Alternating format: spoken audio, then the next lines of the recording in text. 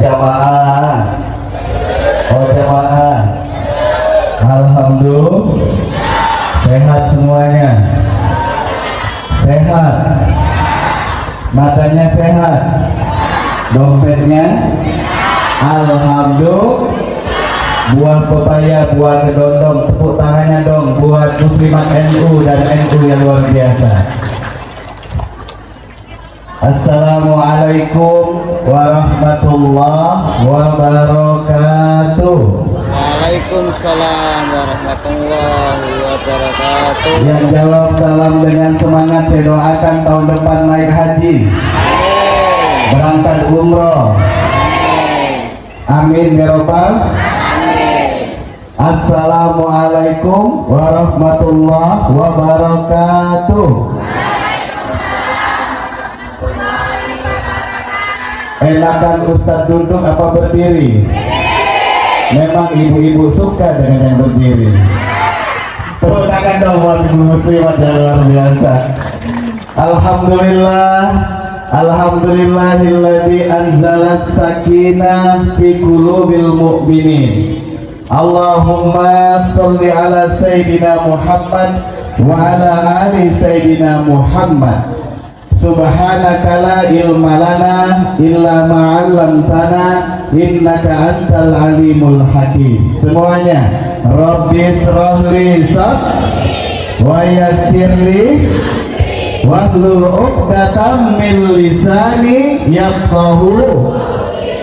Yang saya muliakan, yang saya hormati, Ketua NU untuk cabang Sungai Lilin, Ustadz yang sangat ganteng. Kalau dia tersenyum mirip nian dengan Raffi Ahmad.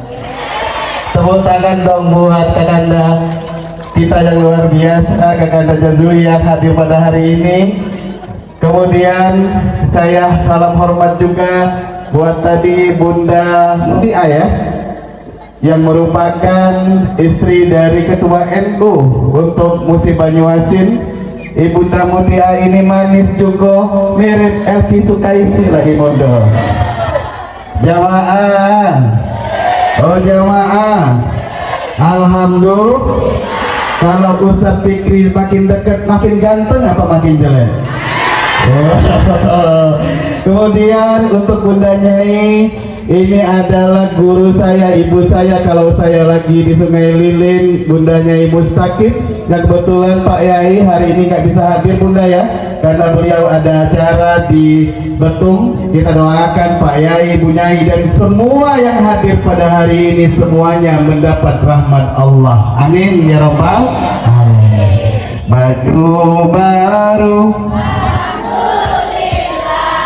tahun baru, istri baru. Kata bapaknya alhamdulillah, kalau ibunya astagfirullah. Allahumma sholli ala sayyidina Muhammad wa ala ali sayyidina Muhammad. Tepuk tangan. Saya pengen tahu, ada yang pernah lihat saya ceramah sebelumnya? Ada ya, yang di sini sudah? Ada yang belum. Kalau yang sudah, salam silaturahim. Kalau yang belum, kita kenalan dulu. Karena tak kenal maka tak sayang maka kenalan. Jadi saya ini namanya Ustadz Upik.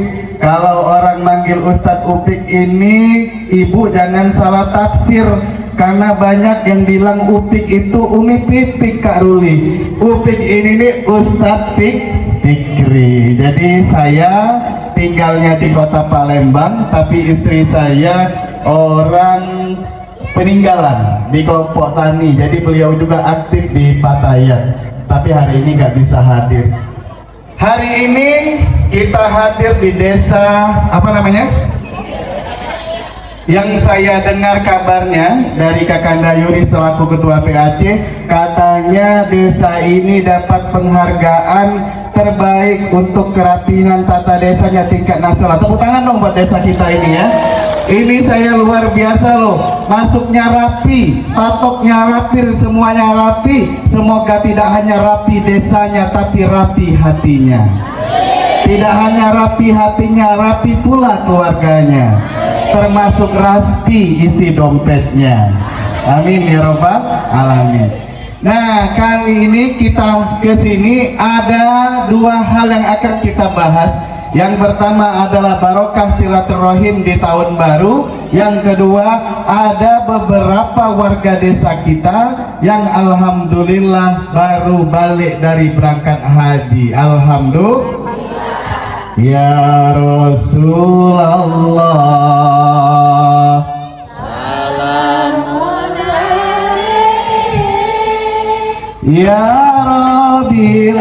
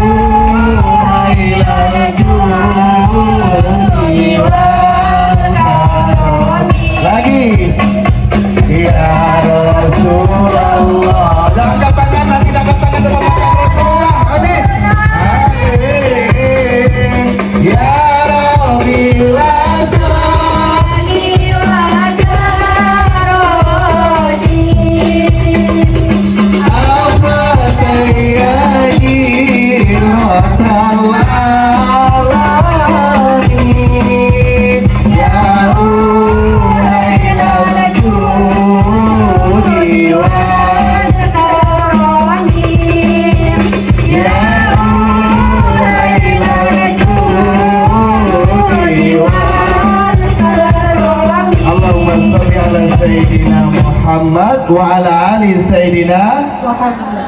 Kita doakan yang angkat tangan tadi nanti diberi Allah kesempatan angkat tangan di depan makam Nabi. Amin.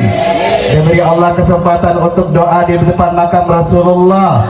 Balik dari sini yang sudah kangen pengen jumpa dengan kanjeng Nabi, diberi Allah kesempatan mimpi ketemu dengan Rasulullah sallallahu alaihi wasallam. Jamaah. Oh jamaah. Alhamdulillah.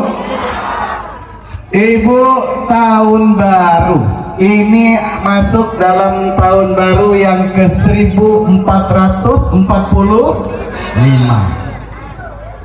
Hah? Apa Bu? Oh iya. Tahun baru yang ke 1445 Hijriah ini adalah tahun baru wong Islam. Banyak orang yang tidak tahu bahwa kita ini punya tahun baru juga.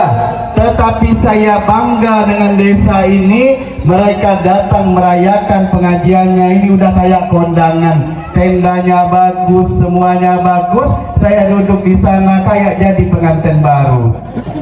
Saking luar biasanya. Insya Allah ini bagian dari siar yang barokah. Banyak orang ngomong, "Ay Ustaz, gak usah ngaji-ngajian, ngaji-ngaji itu duduk beda kitab." Banyak yang bilang seperti itu. Banyak yang ngatain ibu-ibu yang hobi ngaji. Orang yang model seperti ini adalah keturunan Abu Jahal. Jadi gak usah didengerin. Jadi kita terus ngaji, terus seperti ini, karena ini adalah bagian dari siar kita Islam. Tahun baru dalam Islam, saya pengen tanya dengan ibu-ibu, dalam Islam itu ada berapa bulan Bu? 12 bulan. Kata Allah dalam surah At-Taubah, ada 12 bulan dalam Islam dan 4 diantaranya itu masuk dalam kategori bulan haram. Apa yang dimaksud dengan bulan haram? Yang dimaksud dengan bulan haram itu adalah bulannya Allah. Bulan haram ini yang pertama adalah Zulqa'dah, yang kedua Zulhijjah, yang ketiga bulan Muharram, dan yang keempat adalah bulan Rajab yang nantinya akan kita temui menjelang bulan Ramadan. Nah, bulan haram ini 3 deketan, satunya terpisah. Yang deketan apa tadi? Zulqa'dah. Kalau orang kita bilangnya bulan apa itu Bu? Bulan Habib. Biasanya kalau bulan Habib yang punya tenda sepi, yang punya sound system sepi, karena orang nggak mau ngadain acara, bener ya? Biasanya karena ada satu hari di bulan Habib yang diyakini ini harinya tidak baik. Kemudian yang kedua ada bulan Zulhijjah. Zulhijjah ini nama lainnya bulan haji, karena banyak orang yang berangkat haji. Yang ketiga itu adalah bulan Muharram. Sekarang ini bulan Muharram. Nah, bulan Muharram ini dia dijadikan sebagai awal dari bulannya Islam. Bapak, Ibu yang dirahmati Allah, sebelum kita ke sana, kepalangan kita Ibu ya. Jadi ada sejarahnya. Banyak orang yang bilang bahwa segala sesuatunya harus bersumber dari Rasulullah. Kalau tidak kasih dari Nabi, tidak galak. Nah, ini emoh dianya kalau bahasa orang Jawa ya. Nah, ini saya kasih tahu bahwa tahun baru Islam ini pertama kali diperingati dan disahkan itu bukan pada zaman Rasulullah Shallallahu Alaihi Wasallam. Tahun Rasulullah nggak ada tahun baru, nggak ada tahun Islam, nggak ada tahun Hijriah. Kapan pertama kali tahun baru Islam diadakan? Tahun baru Islam diadakan pertama kali pada masa Sayyidina Umar bin Khalifah yang keberapa, Bu? Yang ke satu apa kedua? Kedua. Sekitar 7 tahun setelah Rasulullah meninggal baru ada tahun baru.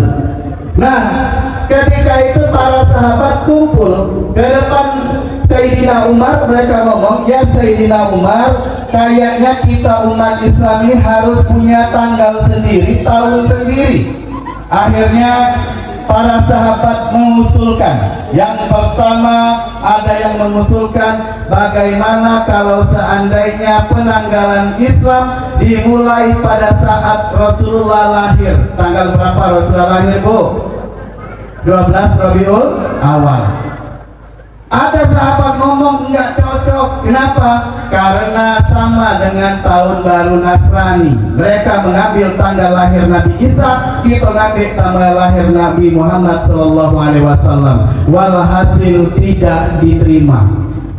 Usulan yang kedua, bagaimana kalau ketika Rasulullah mendapat wahyu pertama kali, yakni tanggal 17 Ramadan. Di mana Rasulullah Pak dapat wahyunya? Di gua apa namanya?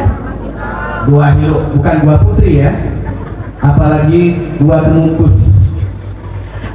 Ditolak juga sama sahabat. Kenapa? Karena setelah Rasulullah dapat wahyu, orang Islam masih belum banyak. Kemudian yang kedua, maksiat masih merajalela. Yang ketiga, ada yang mengusulkan bagaimana kalau seandainya diambil pada tanggal Rasulullah Isra Mi'raj. Tanggal berapa Isra Mi'raj? 27 Rajab. Itu pun ditolak karena Islam belum begitu berkembang. Akhirnya diyakini tampillah sahabat Nabi yang merupakan menantu dan sekaligus sepupu Rasulullah SAW yang bernama Sayyidina Ali bin Abi Thalib. Dia mengusulkan, ya Sayyidina Umar, bagaimana kalau seandainya penanggalan tahun baru Islam ini dimulai ketika Rasulullah hijrah dari kota Mekah ke kota Madinah yang ditemani oleh Sayyidina Abu Bakar As-Siddiq. Kenapa kata Sayyidina Umar mau mengambil ke tanggal itu? Dijawab oleh Sayyidina Ali, ketika Rasulullah hijrah dari Mekah ke Madinah, berubah Islam yang luar biasa. 13 tahun Rasulullah dakwah di Mekah, yang melok cuman dikit, banyak yang tak melok daripada galak meloknya. Benar tak? Melok dengan milu ini bahasa Jawa ya. Kalau milu itu susu. Ya benar ya. Nah, banyak yang nggak mau milu, nggak mau melok ketika Rasulullah dakwah di Mekah. Tapi ketika Rasulullah sampai di Madinah, semua sahabat orang-orang Ansor yang ada di Madinah menyambut Rasulullah dengan bahagia hingga kota Madinah menjadi nama baru Madinah Al-Munawwarah. Semoga yang ada di sini bisa nanti ke kota Madinah. Amin ya Rabbal. Mereka menyambut kedatangan Nabi dengan bahagia. Semuanya berbaris, ibu-ibunya berbaris, dan inilah menjadi tradisi NU. Kalau seandainya mau acara mereka berbaris menyambut, ada marawisnya, ada apa namanya, hadrohnya, sambil menyanyikan lagu semuanya. Tola'al alaina, semuanya minsari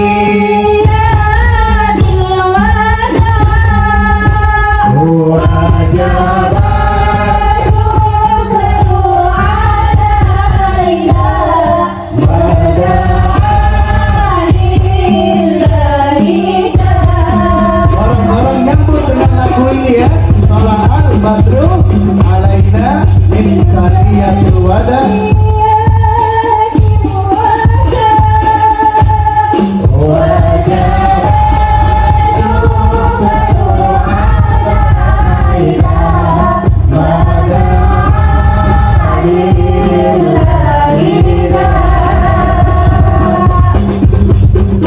Disambut dengan lagu Tola'al badru alaina, telah terbit bulan purnama. Semuanya bahagia kedatangan Rasulullah. Dia seorang laki-laki kalau dia pengen berbini disuruh cari bini yang paling belaga. Kalau dia tidak punya harta dikasih harta, kalau dia mau jabatan dikasih jabatan. Hingga pada waktu itu orang berlomba-lomba pengen menggagalkan hijrahnya Nabi. Ini harus tahu ya, jamaah. Lanjut. Kemudian Rasulullah ketika dikejar, dia pengen mengecoh, akhirnya dia naik ke suatu gunung namanya Jabal Sur. Ya, Jabal Sur kalau kita umrah atau haji biasanya dikasih unjuk. Jamaah, inilah tempat Rasulullah bersembunyi dari kejaran Quraisy ketika dikejar waktu mau hijrah. Dikasih lihat, letaknya jauh di atas, dan kalau seandainya naik ke sana mungkin agak menges.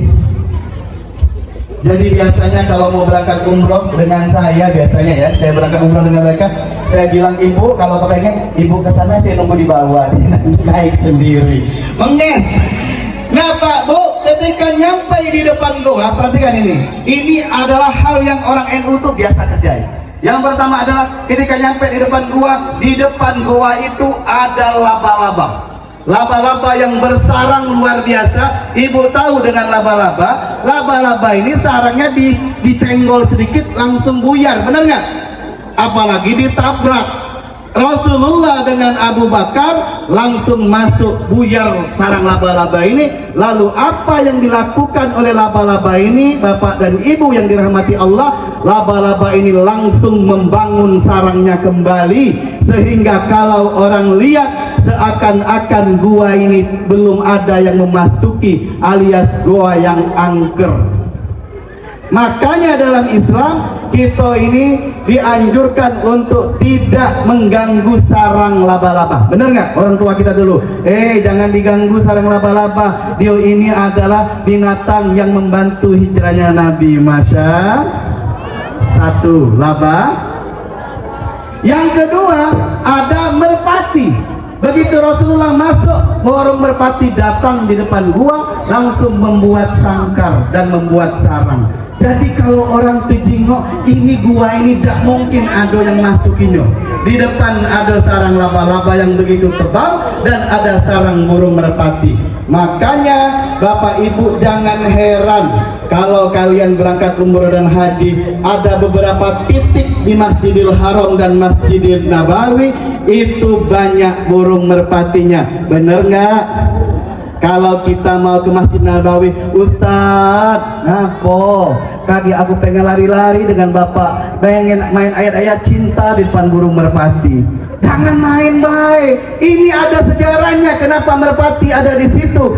Karena diyakini setiap titik di Mekah dan Madinah yang ada burung merpatinya, di situ ada zuriat Rasulullah Sallallahu Alaihi. Yang ketiga, ada seekor binatang. Yang ini kalau kita kecil dulu, nggak tahu bapak-bapak di sini sama nggak masa kecilnya dengan saya. Kami dulu Pak, kalau bulan puasa itu kerjaannya kalau sore-sorenya itu manangin cicak. Manangin cicak itu sama dengan membunuh Yahudi, kata ulama kita dulu ya. Kita kadang-kadang mikir, apa hubungannya membunuh cicak dengan membunuh orang kafir? Ternyata ketika kita dewasa kita pelajari, ini binatang yang menjadi simbol setan. Perhatikan ini ya. Saya di mana-mana ceramah ngingatin, kalau bapak ibu, bu, takut nggak dengan setan? Kalau suaminya tidak mau sholat, itu kata Buya Hamka sama dengan bersuamikan setan. Berarti kita tiap malam tidur dengan setan, bener nggak? Kalau ada anaknya nggak mau sholat, berarti kita melihara Kalau ada ibunya nggak sholat, berarti ibunya Kalau ada keluarga tidak mau sholat, berarti itu keluarga. Banyak nggak keluarga setan di sini? Banyak ya. Nauzubillah ini. Kenapa cicak ini jadi lambangnya setan? Ini perhatikan ini Bapak Ibu. Ini ilmu ini. Kalau pengen tahu di rumahnya banyak setan atau tidak, atau rumahnya ada gangguan goibnya, tenang kalau ini yang agak goib ini,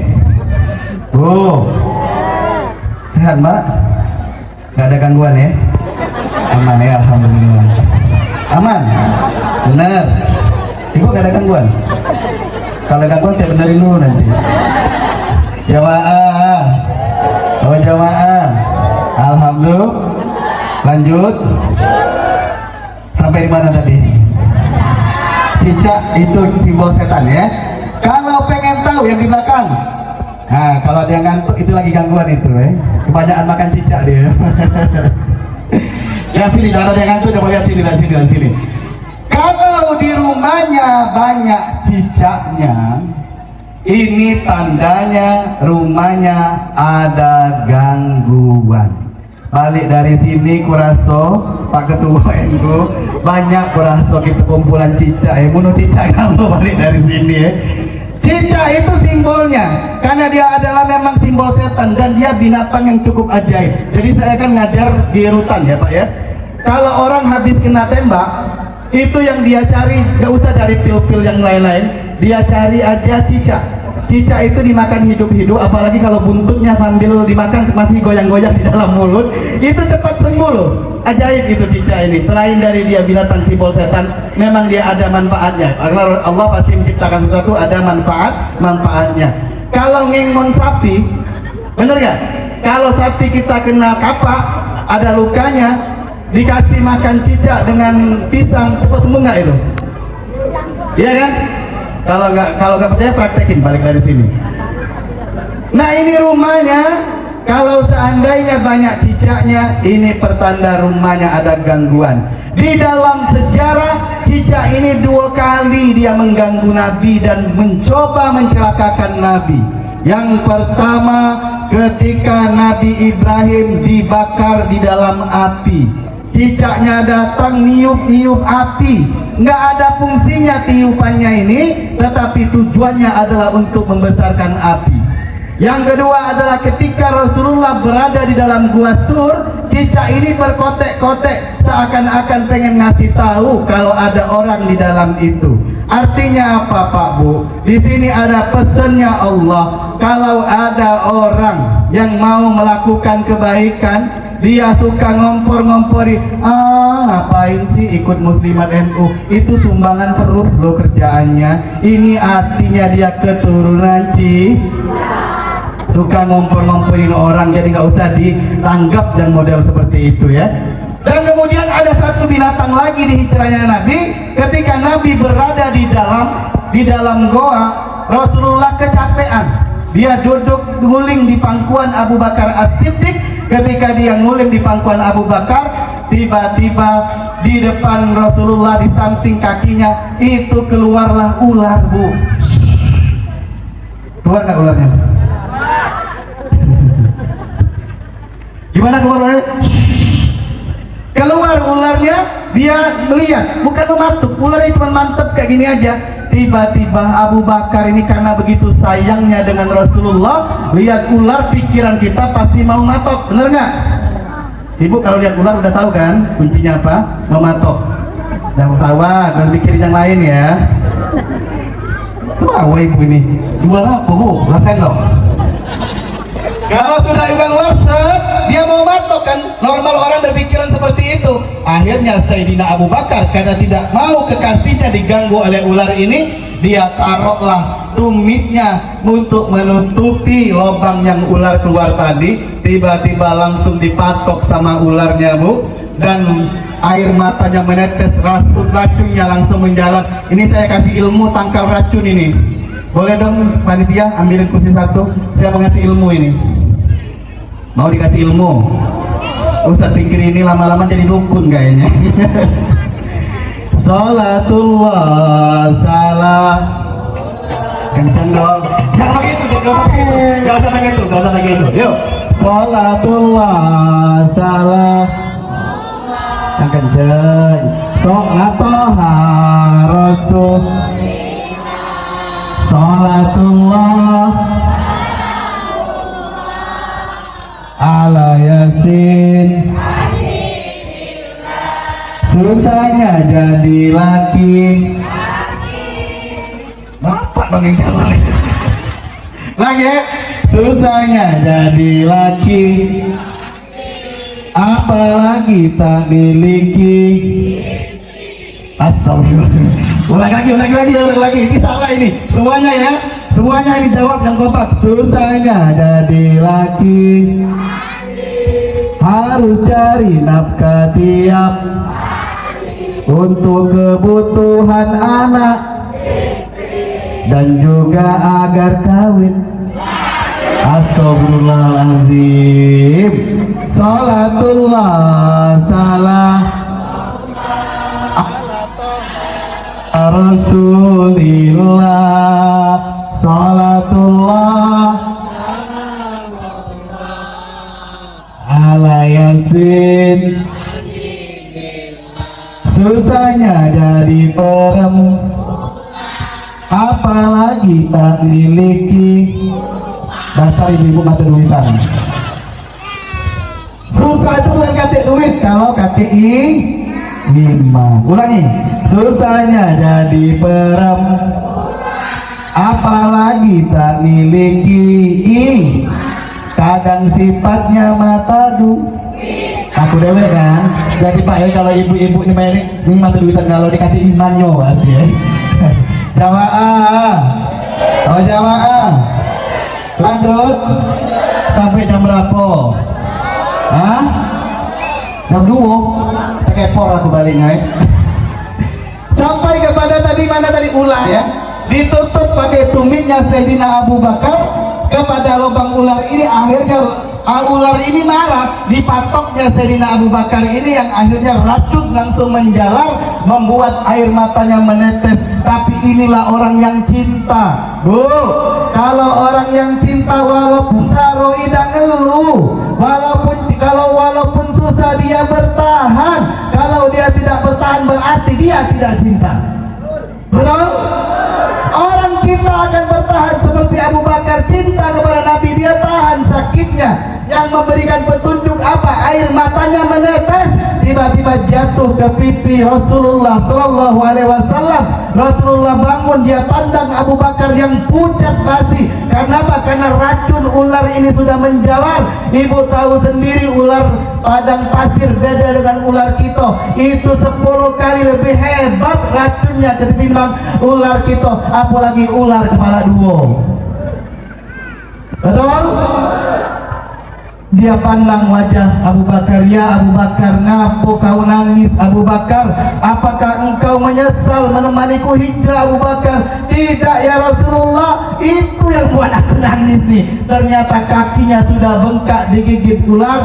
Dan disinilah ada yang namanya cara alami untuk menaklukkan Mau ilmunya Pak? Mau?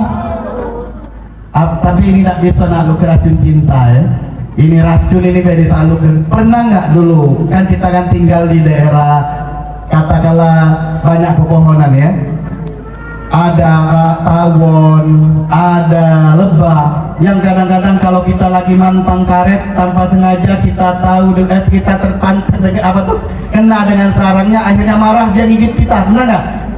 Orang tua zaman dulu kalau seandainya ada yang model seperti ini, biasanya yang dilakukan pertolongan pertama adalah mengambil tai lidah. Benar nggak?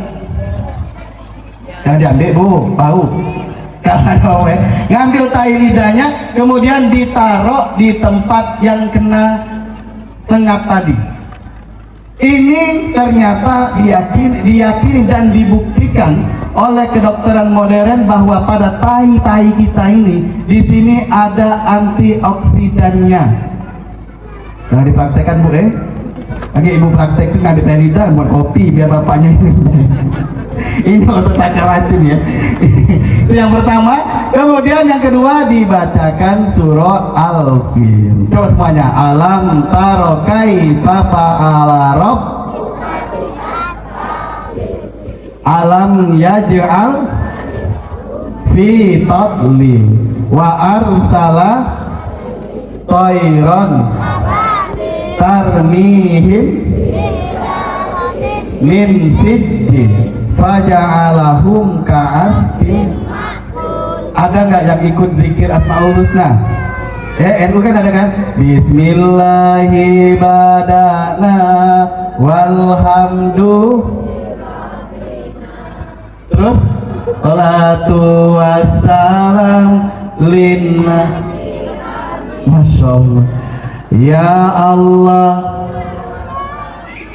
anta maksuduna ridho kamatlu dunyana. Bro, dengar bapak-bapak nih. Pak, bapak, menurut bapak ini jujur ya. Ibu punya dia. Pak, jujur ya. Kalau lihat saya semua yang sana-sana ini. Kalau nggak berani jawab berarti bapak kalah sama istrinya. Pak, wanita makin tua itu makin galak apa makin adem? Kencang. Galak apa adem? Kenapa Ustaz tersenyum ya? Saya mau tanya sebelah sini, ibu-ibu jujur ya. Bapak-bapaknya makin tua, makin males mantep di rumah aja atau makin hobi jalan-jalan? Jujur. Makin males, makin mantep. Perhatikan ini saya kasih ilmunya ini ya. Jadi jangan heran kalau yang kita ada kedengaran nggak ibu-ibu yang di situ tuh? Kedengaran? Kenapa Ustadz kok ibu-ibu ini hobi ngaji? Hari ini ngaji di Sumber Rezeki, lanjut. Besok di Sri Mulia, hayo. Malam nanti ada lagi sekali lipat, datang duluan pula nih yo.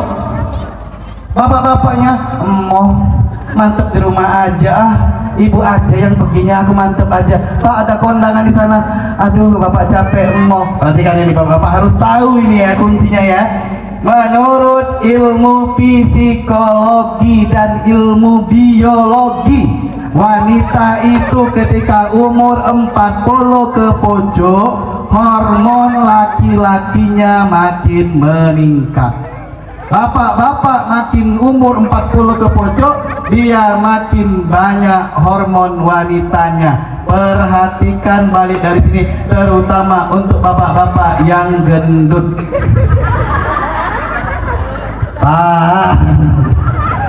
Yang gendut, yang di sininya mulai agak turun-turun, itu hormon wanitanya kenceng, makanya dia bapak ya maaf ya, aman ya, tetap kantor saya balik loh dari bapak ini. Iya ya bapak, tapi kalau yang bapak yang haji tadi aman itu insya Allah ya. Bu, jadi kamu harus tahu ngapa ibu-ibu lebih lincah, karena pada ininya saya tanya sekali lagi, menurut bapak-bapak ya, ibu-ibu yang model-model yang sebelah sini ini dia lebih sering nggak ngatur kita apa kita yang ngatur dia? Dia, bapak tuh mantep-mantep aja, nggak boleh loh bapak kayak gini-gini. Ya udah ya pak ya, aku ke pasar dulu, dia yang ke pasar itu mantep disuruhnya, benar nggak? Karena dia umur 4 ke bolo pojok, ibu-ibu hobi jalan-jalan ke Wali Songo, lanjut dia tak idak balik kita larang ko, bener tak? Bapak-bapak di mobil 2 hari itu ko, ibu-ibu seminggu biasa baik dia baliknya 2 hari itu istirahat, besok pengajian lalaju pulo. Kenapa? Karena wanita umur 40 ke pojok itu hormon wanita laki-lakinya lebih meningkat, makanya dia lebih aktif. Tepuk tangan dong buat ibu-ibunya ya. Jangan keladasan gino, bahaya kalau kamu ngatur lagi. Bu, ibu, walaupun kamu lah tahu ilmunya, tapi tetap yang sebelah sana jadikan raja. Siap ya? Walaupun dia lah agak lesu, tetap minta pendapat dengan dia. Yang laki-laki juga ridokan istri-istri yang ngaji, jadi pahalanya ngalir kepada suami yang ada di rumah. Akor? Terakhir, saya pengen tanya, angkat tangan yang mau berangkat haji tahun depan. Tinggi-tinggi. Udah kalah ya? Tinggi-tinggi, coba. Tinggi-tinggi, ibu udah kalah nih haji? Hah? Ya kita angkat dulu, kalau nggak angkat nggak dipanggil nanti. Yo, angkat tinggi-tinggi. Saya doakan angkat tangan tinggi-tinggi tahun depan naik haji. Amin. Yang angkat tangan setengah-setengah saya doakan nanti nyampe Bandara Palembang baik. Tinggi-tinggi. Bu, percayalah berangkat haji dan umroh ini bukan faktor kayo. 1. Percayalah berangkat haji dan umroh bukan faktor dia ustadz atau ustazah. Percayalah berangkat haji dan umroh ini bukan faktor dia berilmu atau sehat. Ibu perhatikan setiap tahun pasti kita jengok ada uang yang maaf ngomong digendong, dibopong untuk berangkat haji, benar nggak? Setiap tahun kalau kita lihat haji itu hanya untuk orang yang tua, begitu banyak yang berangkat haji masih kecil, benar nggak? Kalau kita bilang, aduh Ustaz, aku nilah tua, ladak kati harapan lagi. Lihat kemarin tertua jamaah, ada yang umur 100 tahun lebih, tetap diundang Allah. Haji dan umroh itu faktornya undangan Allah. Cak mano Allah nak ngundang, kalau kamu berdoa bela gila sungkan.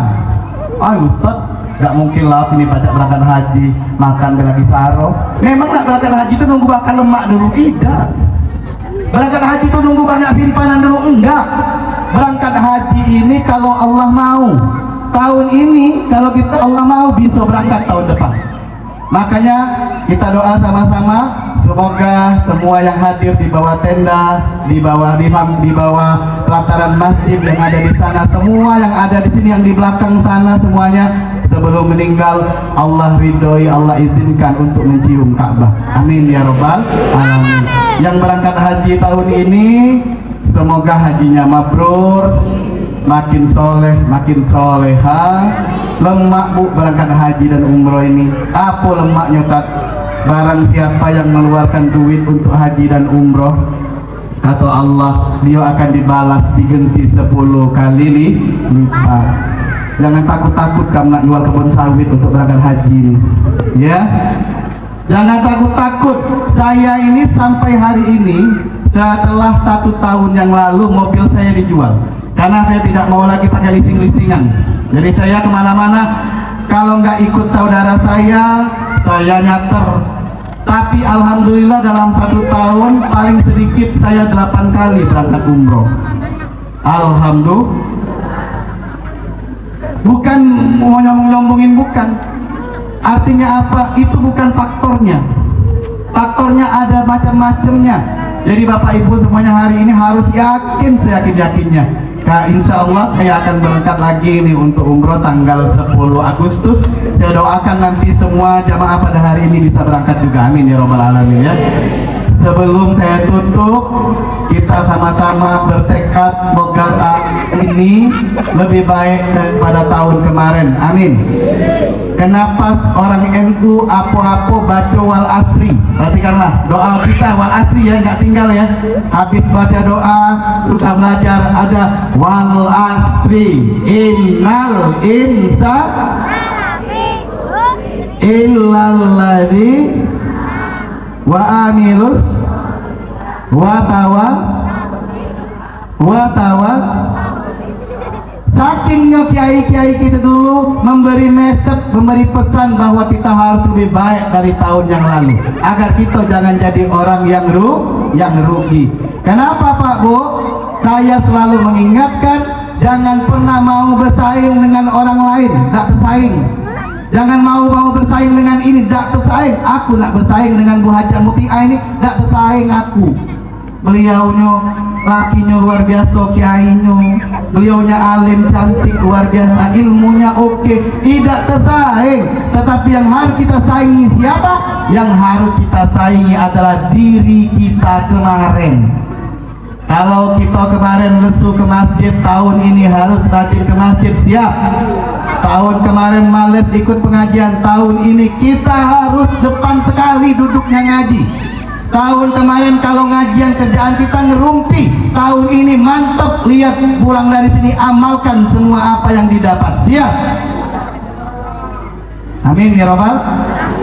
Oke, sebelum kita doa, saya pengen nyanyi buat ibu-ibu, boleh? Ibu-ibu mau nyanyi ya? Boleh, siap ya Pak ya? Sudah, musiknya sudah ya. Oke, sebuah lagu buat kita semuanya sebelum kita tutup pada hari ini. Ini ada di channel YouTube saya. Kebetulan dia hari ini bertugas jadi asisten saya.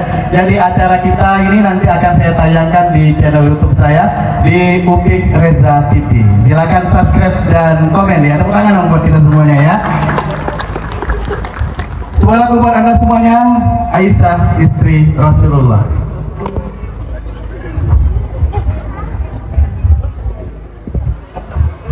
Ini sudah tayang di channel saya. Jadi insya Allah sebentar lagi saya akan keluarin lagu yang terbaru mengenalkan istri saya, judulnya adalah Sakinah Bersamamu. Tapi belum saya bawain hari ini. Hari ini Aisyah istri Rasulullah. Yang nyanyinya bagus, yang nyanyinya bagus saya mau kasih. Yang mau berangkat umroh bareng saya diskon 1 juta ya. Dan tepuk tangan dong. Siapa yang mau berangkat, saya berangkat lagi di bulan, gak apa-apa ya promo ya. Saya berangkat lagi di bulan 9 tanggal 20. Saya akan berangkat dulu tanggal 10 bulan 8. Balik lagi, berangkat lagi tanggal 9. Yang mau gabung, sekarang lemah umroh kita ini tidak perlu ke Jakarta lagi. Kenapa? Karena pesawat kita mulai tahun ini sudah diresmikan oleh oleh gubernur kita bahwa penerbangan langsung dari Palembang ke Madinah, baliknya dari Jeddah langsung Palembang. Tepuk tangan dong, alhamdulillah ya. Jadi tidak capek lagi. Yang mau berangkat, siapa saja yang mau berangkat, WA saya, Ustadz saya yang kemarin yang hadir di acara kemarin minta diskon, langsung saya kasih 1 juta rupiah. Siapa saja setelah ini mau saya diskon semuanya, tepuk tangan dong ya. Ya, biayanya berapa Ustaz? Biayanya spesial buat yang ini sudah termasuk pembuatan paspor 29 juta aja. Tidak ngeluarin duit lagi, sudah termasuk paspor, sudah termasuk dari Palembang sampai ke Jakarta, sampai ke Saudi, balik lagi ke Saudi, biaya umroh 9 hari ya. Berarti bayar hari ini yang daftar dari sini 28 juta aja. Bilang siapa? Oke, semoga kepada anda semuanya. Aisyah istri Rasulullah. Tepuk tangan buat kita semuanya. Siapa?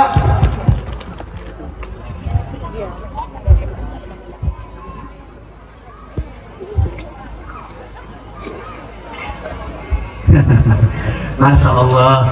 Jadi ibu-ibu, nah ini sambil menunggu musiknya, boleh ada yang lainnya? Mau nanya seputar Muharram? Boleh? Yang punya TikTok, ibu-ibu yang TikTok, boleh follow TikTok saya Ustadz Bapro. Kencengin. Bukan. Yang tadi saya kirim sama itu, sama bapak itu, bapak Ustadz. Oke.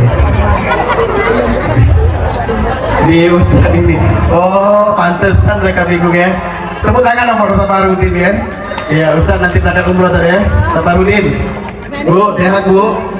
Sehat semuanya. Ini dari mana ini? Dari mana? Setiga, yang sebelah sini.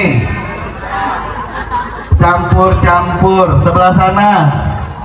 Gado-gado, sebelah belakang. Karedok sebelah sana, pecel lele. Tepuk tangan dulu kita dulu aja ya. Oke, ibu siap ya nyanyi ya? Oke, siapin videonya semuanya ya. Oke, kita viralkan hari ini nanti. Kita masukin di TikTok dan di semuanya ya. Kencengin lagi. Tepuk tangan di atas dong. Oke, tangan di atas semuanya. Nyanyi sama-sama ya.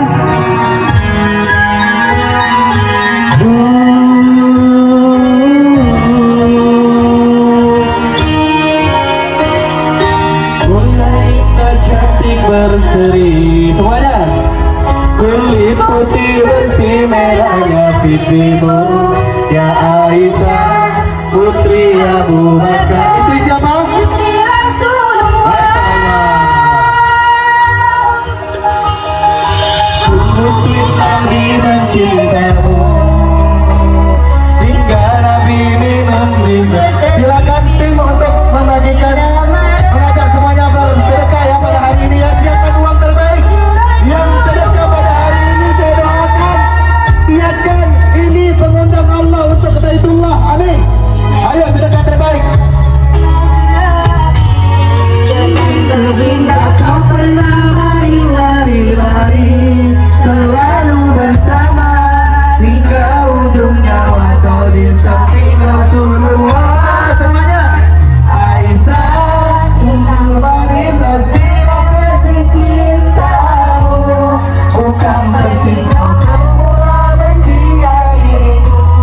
Kau istri tercinta, ya Aisyah Humairah. Rasul kasih sayang cinta. Sedekah terbaik, ayo semuanya ayo. Sedekah terbaik niatkan. Demi Allah, yang bisa menolak bala itu adalah sedekah. Yang bisa menghapus takdir buruk adalah sedekah. Yang bisa mengabulkan hajat cepat sedekah. Ayo sedekah semuanya. Ingat cantik berseri. Angkat tangan semuanya dari sini. Semuanya ayo. Seperti bersinar ada pipimu, ya Aisyah putri Abu Bakar, istri Rasulullah. Sungguh sweet Nabi mencintamu, hingga Nabi minum di batas bibirmu. Bila mana Nabi yang berbeda menutupi hidungnya. Aisyah, romantisnya cintamu dengan Nabi, dengan baginda kau pernah main lari-lari, selalu bersama hingga ujung nyawa kau di samping Rasulullah. Aisyah, sungguh manis sinar kasih cintamu, bukan persis kau semula benci diriku. Kau istri tercinta, ya Aisyah Humairah. Rasul kasih sayang cinta. Boleh tepuk tangan dong buat kita semuanya ya. Sambil salawat nanti mengedarkan kontak infaknya. Yuk semuanya salawat yuk. Salatullah.